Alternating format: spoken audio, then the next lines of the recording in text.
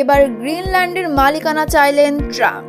যুক্তরাষ্ট্রের নবনির্বাচিত president Donald Trump গ্রিনল্যান্ডের মালিকানা ও নিয়ন্ত্রণের দাবি জানিয়ে বিস্ফোরক মন্তব্য করেছেন। ডেনমার্কের অধীনে থাকা এই বিশাল আর্কটিক দ্বীপটি ইউরেনিয়াম, সোনা, তেল এবং গ্যাসের বিশাল মজুদে ভরপুর, যা যুক্তরাষ্ট্রের জন্য অত্যন্ত গুরুত্বপূর্ণ।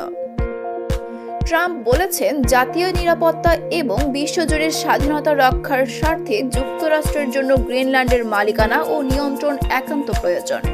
এর আগে 1946 সালে মার্কিন প্রেসিডেন্ট হ্যারি ট্রুমানও গ্রিনল্যান্ড কিনতে ডেনমার্ককে $100 মিলিয়ন মূল্যের স্বর্ণের প্রস্তাব দিয়েছিলেন।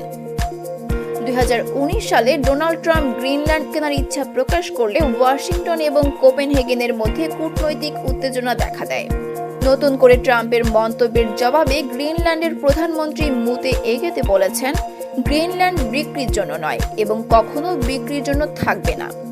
প্রধানমন্ত্রী আরও বলেন, এই দ্বীপের স্বাধীনতার জন্য গ্রিনল্যান্ডের জনগণ দীর্ঘদিন ধরে সংগ্রাম করে আসছে। একই সময়ে ট্রাম্প পানামা খাল নিয়ে হুঁশিয়ারি দেন, অতিরিক্ত শুল্ক আরোপ অব্যাহত থাকলে খালের নিয়ন্ত্রণ পুনঃপ্রতিষ্ঠার চেষ্টা করতে পারে যুক্তরাষ্ট্র। এছাড়া ট্রাম্প আরও বলেছিলেন যে কানাডা যুক্তরাষ্ট্রের 51তম রাজ্য হতে পারে, যা নতুন করে আলোচনার জন্ম দিয়েছে।